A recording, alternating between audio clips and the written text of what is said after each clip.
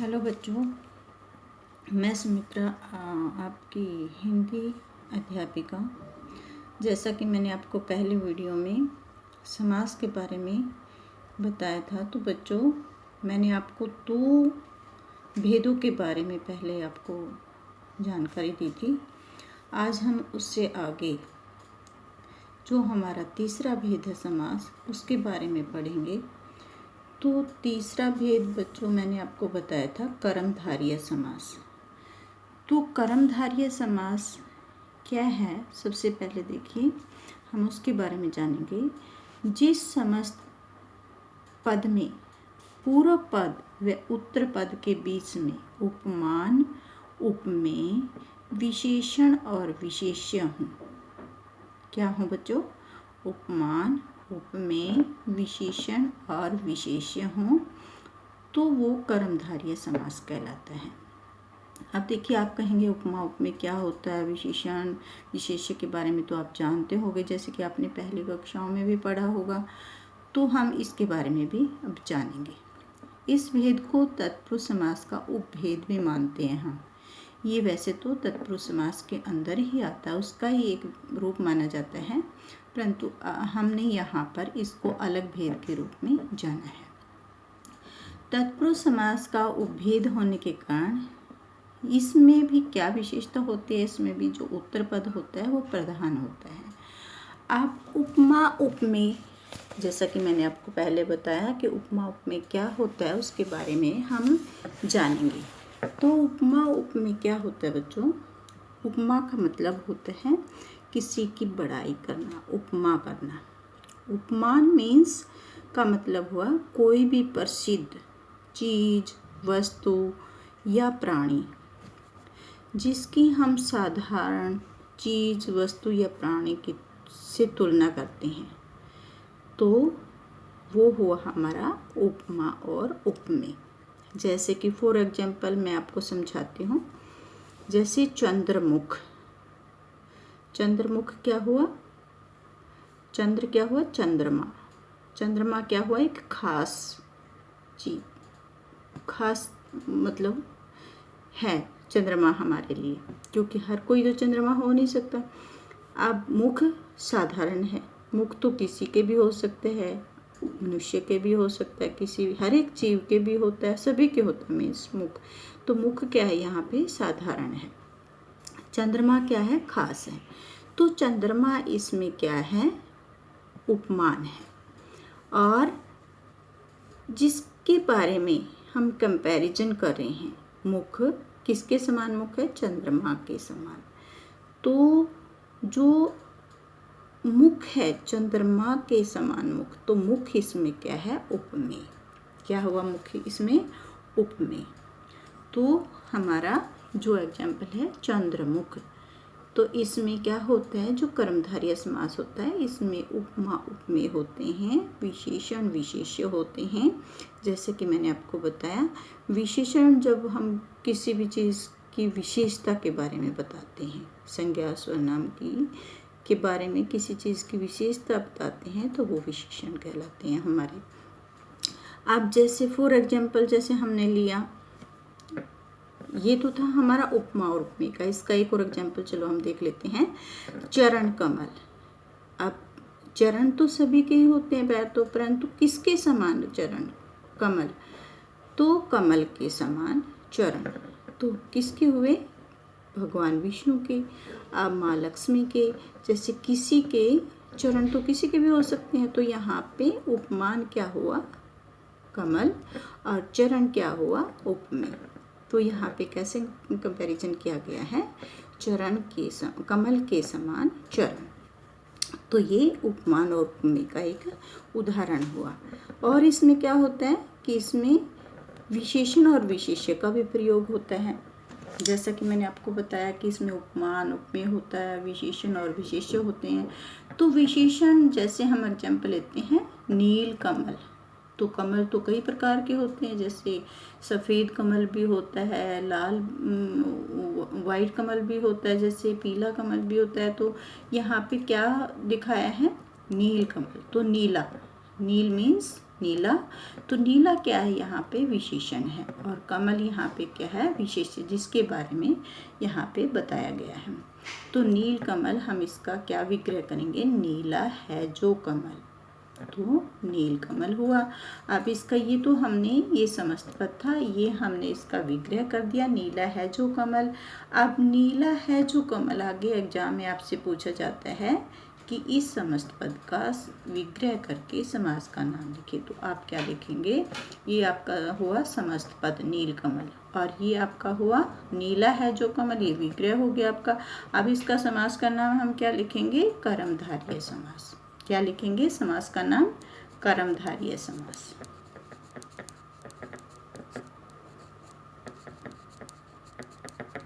ठीक है। अब ऐसे इसका एक दूसरा और एग्जाम्पल लेते हैं, नील गाय।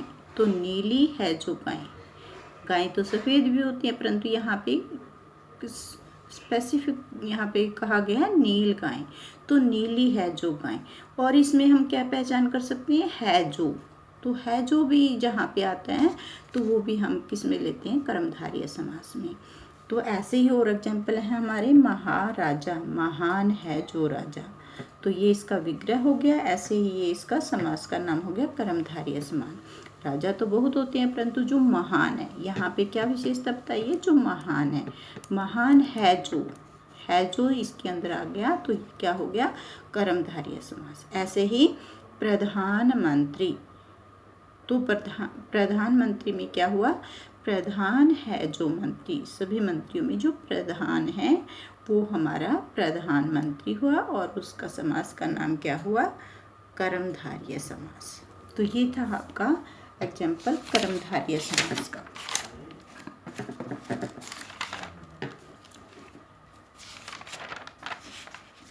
अब आगे देखिए, हमारा नंबर 4 पे हमारा आता है द्विगु। जैसे कि द्वि क्या होता है, संख्या एक, दो जिसका अर्थ होता है दो, तो द्वितीय मीन्स दूसरी कक्षा, तो इससे हम इसकी पहचान कर सकते हैं। बाकी इसमें क्या होता है, इस समास में जो होता है पूर्व पद संख्यावाची होता है, और इसका जो उत्तर पद होता है वो प्रधान होता है। क्या होता है बच्चों, उत्तर पद इसमें प्रधान होता है, जो पूर्व पद होता है वो संख्यावाची होता है। जैसे कि फॉर एग्जाम्पल हम लेते हैं, इसमें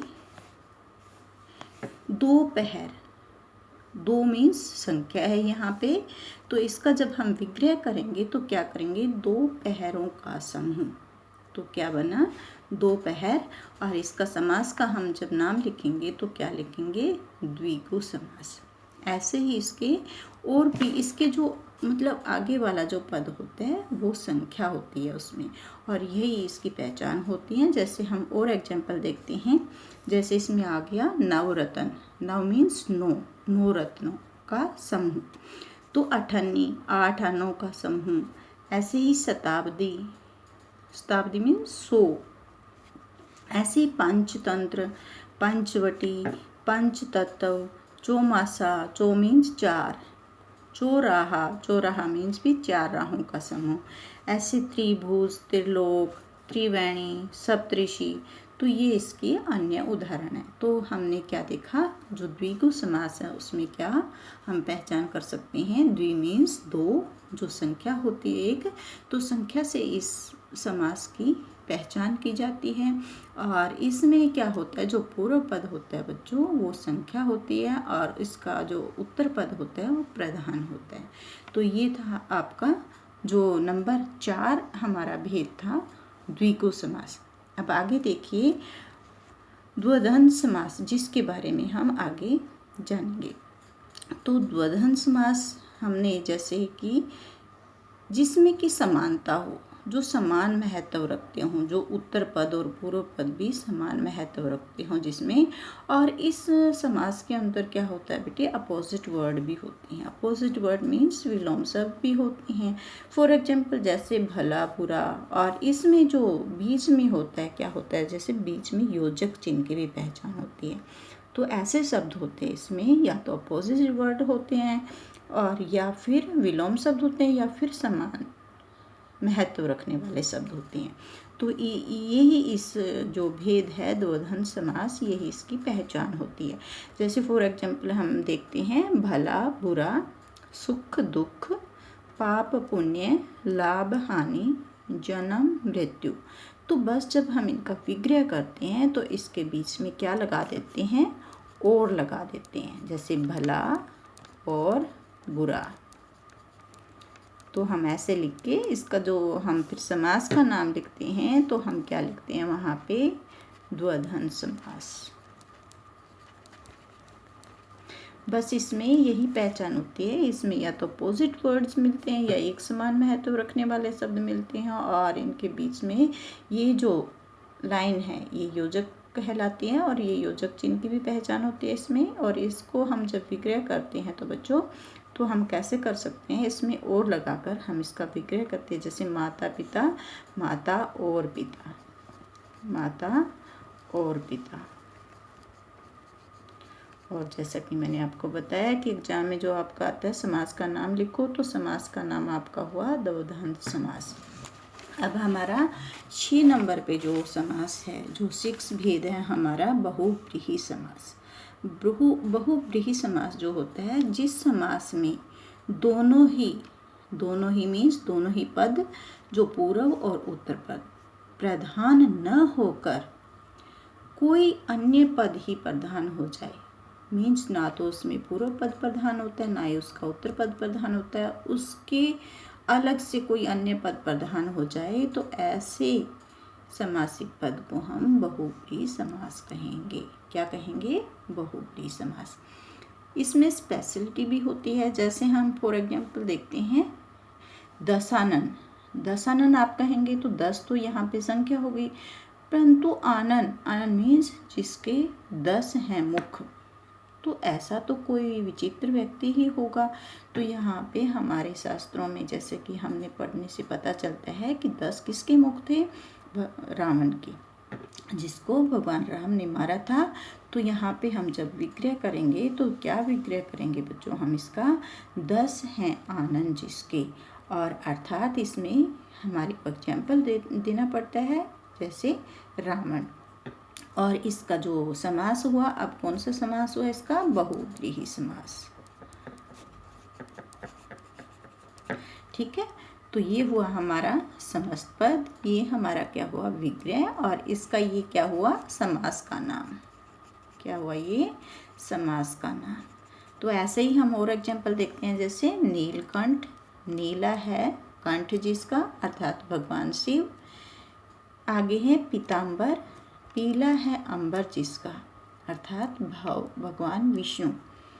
चतुर्भुज, 4 हैं भुजाएं जिसकी, अर्थात भगवान विष्णु। चक्रपाणि, चक्र है हाथ में जिसके, अर्थात वो भी भगवान विष्णु। त्रिलोचन, 3 है नेत्र जिसके, अर्थात भगवान शिव। और लंबोदर, लंबा है उदर जिसका, अर्थात भगवान गणेश।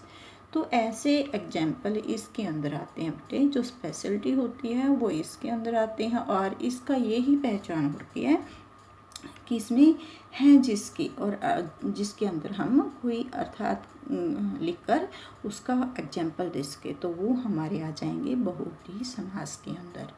तो ये था हमारा समास का चैप्टर, जो बच्चों मैंने आपको समझाया। मैं उम्मीद करती हूँ आपको ये सारा चैप्टर समझ में आ गया होगा।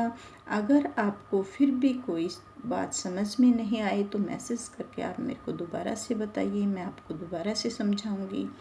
और अब हम इसकी प्रैक्टिस करेंगे। मैं आपको इसके कुछ समास के जैसे समस्त पद वगैरह लिखकर आपको फॉरवर्ड करूँगी होमवर्क के दौरान, और फिर वो आपने करने हैं।